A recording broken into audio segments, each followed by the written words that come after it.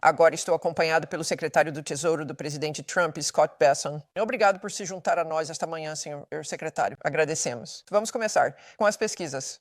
Pela primeira vez, os números de aprovação do presidente sobre a economia estão negativos, com 53% dizendo que piorou sob o governo do presidente Trump e 72% dos entrevistados em nossa pesquisa dizendo que é muito ou um pouco provável que suas políticas econômicas causem uma recessão. Qual é a sua reação?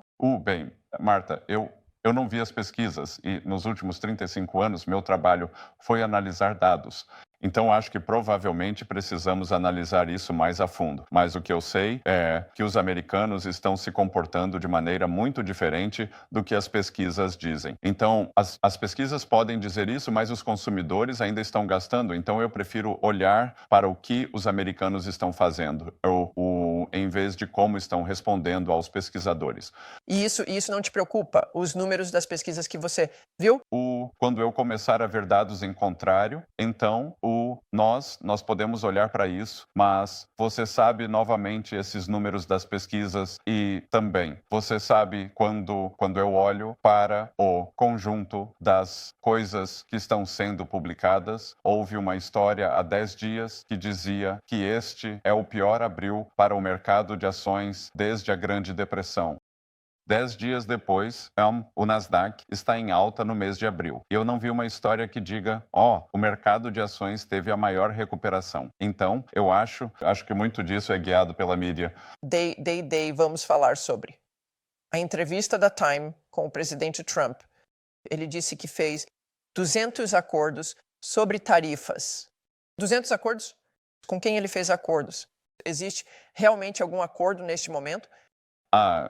Eu acredito que ele está se referindo a subacordos dentro das negociações que estamos fazendo. E você sabe, Marta, se há 180 países... Esses não são acordos. Marta, se há 180 países, há 18 parceiros comerciais importantes, vamos deixar a China de lado porque é uma negociação especial, há 17 parceiros comerciais importantes e temos um processo em andamento nos próximos 90 dias para negociar com eles. Alguns desses estão avançando muito bem, especialmente com os países asiáticos. E a estratégia do presidente Trump realmente tem sido anunciar essas tarifas e recuar algumas, pausá-las, fazer exceções. Explique. Por que você vê isso como uma boa estratégia de negociação? Bem, na teoria dos jogos, isso é chamado de incerteza estratégica. Então, você não vai dizer a pessoa do outro lado da negociação onde você vai acabar e ninguém é melhor em criar essa alavancagem do que o presidente Trump. Você sabe, ele mostrou as altas tarifas e aqui está o bastão, este é o ponto onde as tarifas podem chegar. E a cenoura venham até nós, retirem suas tarifas, retirem suas barreiras comerciais não tarifárias, parem de manipular sua moeda, parem de subsidiar trabalho e capital, e então podemos conversar. Mas eu te digo, Marta, que tivemos vários desses países asiáticos que vêm e dizem, bem, vamos parar de fazer isso, isso e isso, e eu olho para essas listas e penso, como chegamos aqui? Como chegamos aqui? Porque este sistema de comércio tem sido tão injusto e, como o presidente Trump diz, eu não culpo os países, eu culpo as administrações anteriores que deixaram isso acontecer. Mas senhor secretário, olhe para o que você acabou de ouvir de Barton O'Brien ali. A administração diz que está preocupada com a Main Street, não com a Wall Street, mas você ouviu aquele pequeno empresário dizendo que seu estoque na China poderia muito bem ser incendiado por causa do que já aconteceu e da preocupação com o que acontecerá a seguir. Como eles planejam as coisas se não sabem o que vai acontecer? Bem, o que eles sabem é que as tarifas da China são insustentáveis porque os chineses não podem sustentar isso. Que se os empresários, como o cavalheiro que você entrevistou, pararem de fazer pedidos, a China não tem modelo de negócios. Você sabe, o modelo de negócios deles é baseado em vender produtos subsidiados baratos para os Yuanhua. E se houver uma parada repentina nisso, eles terão uma parada repentina na economia. Então eles vão negociar. Bem, veja, alguns dos líderes das grandes lojas de varejo, Walmart, Target, entregaram um aviso ao presidente Trump de que algumas prateleiras poderiam ficar vazias em questão de semanas. Eu sei que você está olhando para o futuro, mas isso é uma preocupação agora. E nós, é por isso que estamos negociando esses acordos e estamos avançando com isso. E, novamente, como o cavalheiro em Anápolis disse, Marta, o objetivo não é fabricar coleiras de boneca novamente no ZEUA. O presidente está ansioso pelos empregos do futuro, não pelos empregos do passado. O objetivo é trazer de volta empregos de manufatura de alto desempenho ou criar empregos de manufatura de alto desempenho. Agora nós... Quanto tempo isso leva? Quero dizer, isso é uma preocupação tão grande. Quanto tempo leva para trazer isso para o ZMWE? Bem, Existe um plano? Claro, mas é um processo.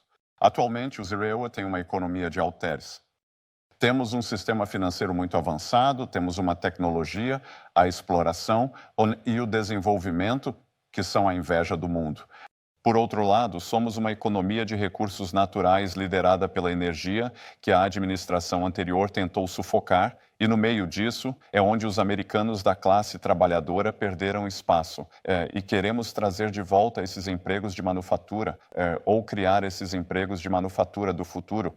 E estamos nos reunindo com empresas que querem fazer isso todos os dias. E este é aquele momento de dor ou aquela transição com dor. Mas, novamente, quanto tempo isso dura? Há algo que você possa dizer sobre isso? Quão rápido você pode trazer essas manufaturas? Bem, veja, Marta, é uma realocação porque o que estamos fazendo, o governo federal está reduzindo a mão de obra. Estamos tentando fazer com que o setor privado assuma, mas temos uma taxa de desemprego muito baixa. Não é como se tivéssemos que criar empregos. O que precisamos criar são empregos bem remunerados, com comércio justo. Isso é o que o presidente está fazendo. Vamos falar sobre a China. O presidente Trump novamente disse que falou com o presidente Xi da China e que as negociações estão em andamento. Mas a China negou firmemente isso, dizendo que China e USA não consultaram ou negociaram sobre a questão das tarifas. Então, as negociações estão realmente acontecendo? Quem está falando?